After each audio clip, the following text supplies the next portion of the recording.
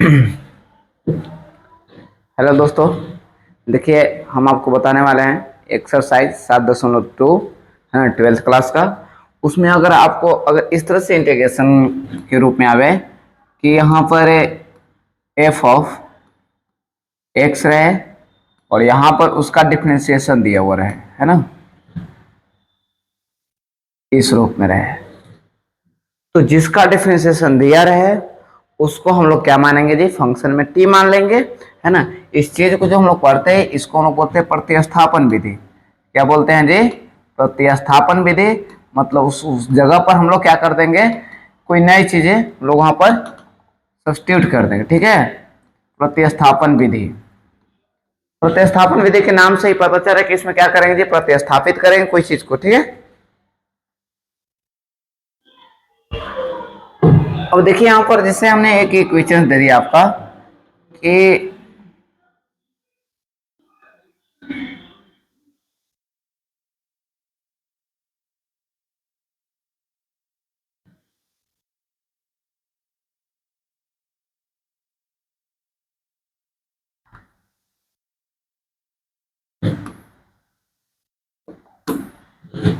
2x बटे में 1 + x², इसका हमने पूछ दिया, ठीक है। अब आप देख रहे हैं क्या है जी कि 1 + x² का डिफरेंशिएशन ऊपर दिया हुआ है ना, कितना है, 2x दिया हुआ है, ठीक है।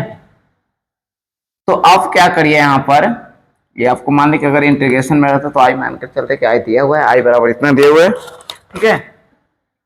आप यहाँ पर इस तरह से अगर देखने की कोशिश करें तो आप अगर बढ़िया से देखें तो ऐसे भी कर सकते हैं कि 1 + x² और फिर 2x dx। अब देखिए इस फॉर्म में है जी, ये फंक्शन है आपका, इसका कुछ दिया हुआ है जी।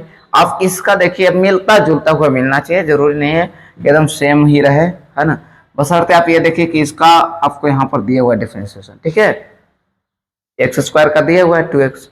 तो अब आप क्या करिए कि इसी को आप ऊपर वाला कि 1/1 + x² के नहीं, जिसका इसका मानिए, है ना, कि यहाँ पर 1 + x² बराबर मान लेते हैं t, क्योंकि इसका डिफरेंशिएशन यहाँ पर दिया हुआ रहे। अगर यहाँ पर माने हैं तो आप डिफरेंशिएशन कर दीजिए, differentiation with respect to x, x के सापेक्ष कीजिए, क्योंकि फंक्शन जो आपको है वो किस में है, एक्स में है। अगर आप एक्स में कर दें तो इधर क्या हो जाएगा जी, डिफरेंशिएशन 2x हो जाएगा, इधर क्या हो जाएगा जी, dt अपन dx हो जाएगा, dt अपन क्या हो गया, dx हो गया। अगर इधर आ जाएगा आपका तो 2x dx हो गया बराबर dt, ठीक है। अब आप देखिए 2x dx की जगह पे ये रख सकते हैं, है ना। तो नाउ आपका आप क्या हो गया जी, सब्स्टिट्यूट कर रहे हैं, प्रतिस्थापित कर रहे हैं, तो आपको i बराबर क्या आ गया यहाँ पर, इसमें रख दीजिए यहाँ पर कि 1 + 1 के 1 + x² की जगह पर माने हैं t, और यहाँ पर क्या हो जाएगा जी आपका 2x dx की जगह पर आ गया dt। अब आप बताइए कि ऐसा हम लोग इंटीग्रेशन पढ़े हैं कि ना, 1/x का इंटीग्रेशन क्या होता है बाबू, तो आप बताइएगा कि सर आपका क्या होता है, log x होता है। क्या होता है जी, log x + c होता है कि ना। बस यहाँ पर रख दीजिए कि log c, मतलब यहाँ पर x नहीं है तो t दिले तो क्या होगा t। ये हम लोग इस रूप में लिखते हैं, आपको पता भी होगा कि इसमें क्यों लिखते हैं, क्योंकि बाबू मोड में, क्योंकि प्लस और माइनस दोनों में आता है, ये हमने करके भी दिखाए हैं इसको। और यहाँ पर क्या हो जाएगा, +c और log के log, और t का मान आप सिर्फ रख दीजिए, कितना माने थे t का मान जी, 1 + x², ये आपका हो गया, है ना, यही आपका हो गया, आपका इंटीग्रेशन आ गया, ठीक है। एक और क्वेश्चन आपको करवाते हैं।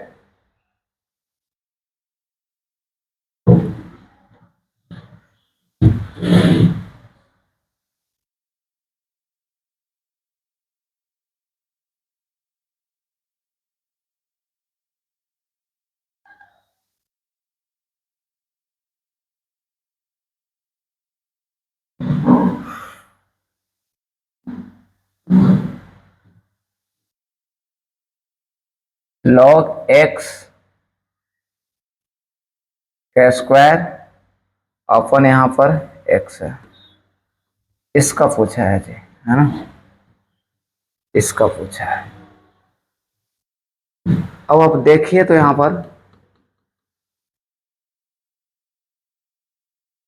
कि log x के square 1/x dx, log x का डिफ्रेंसिएशन दिया हुआ है वो 1/x। ये मत समझिए कि log x स्क्वायर के, है ना, उससे मत जाइए। आप यहाँ पे ये देखिए कि log x का डिफ्रेंसिएशन कितना दिया हुआ है, 1/x दिया हुआ है।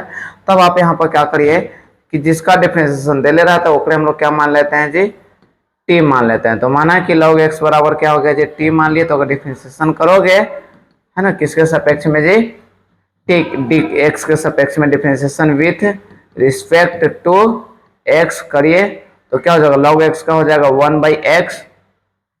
इधर t का क्या हो जाएगा जी आपका, तो t का आपका हो जाएगा आपका dt/dx।